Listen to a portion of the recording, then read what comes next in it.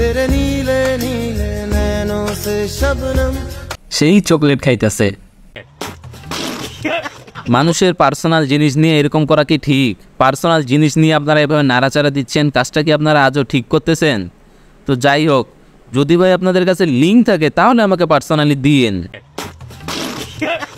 এই মেয়েটা সবসময় বলতো সে নাকি সিঙ্গেল, দেখেন আজ সে 2টা প্রেম করতেছে। আপনারা কি করতেছেন ভাই?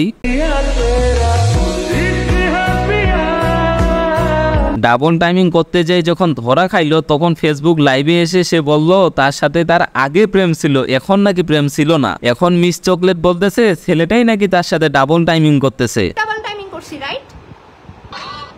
ভালোবাসা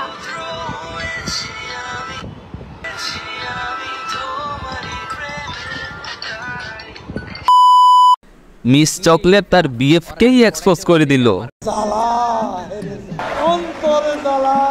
অন্যদিকে এই ছেলেটা ফেসবুকে লাইভে এসে সে বলতেছে মিস চকলেট শুধু ডাবল টাইমিং না, সে আরো অনেক বেশি রিলেশন করেছে।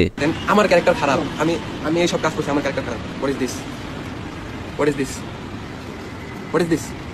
এগুলো কি? What is this? আরে দেবা, ये गड़बड़ है बाबा। একজন আরেকজন কাকে এক্সপোজ করতেছে। এজন্যই বলি অল্প বয়সে প্রেম করতে নেই প্রিয়।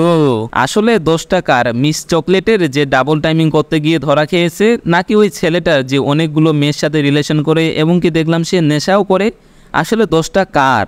বুঝছে না উনি মনে করছে অন্য হুজুর। আসলে দোষটা এই দুজনের কারণ না, দোষটা হচ্ছে আমাদের যে এদের ভিডিও দেখতেছি। কাউকে ভালোবাসবেন না, তাহলে আপনার সুন্দর জীবন নষ্ট হয়ে যাবে। মানে এদের রিলেশনের ব্রেকআপের কাহিনীটা জানেন? রেস্টুরেন্টের বিল নাকি ছেলেটা দেয়নি, মিস চকলেট নাকি বিল দিয়েছে। বলো, যত রেস্টুরেন্টস বলো, সব জায়গার লাইক আমরা রেনাইসিয়ানে গেছি, আমার বার্থডেতে গেছি, ওই হোটেলটায় আমরা হলো অনেক সুন্দর করে সেলিব্রেশন করছিলাম। তো ওইগুলোর সব কিছুর বিল আমি পে করছি। তো এইভাবে তো একটা ছেলে একটা মেয়ে, মানে একটা মেয়ে একটা ছেলের সাথে থাকতে পারে না। এই কথার উত্তরে আবার ছেলেটা বলতেছে তাকে নিয়ে আমি বাইকে করে ঘুরাইতাম, সেই বাইকের তেল খরচ তো আমার যাইতো। আবার এই কথার উত্তরে মিস চকলেট বলতেছে মাঝে মাঝে আমিও ওর গাড়িতে তেল ঢুকিয়ে দিতাম।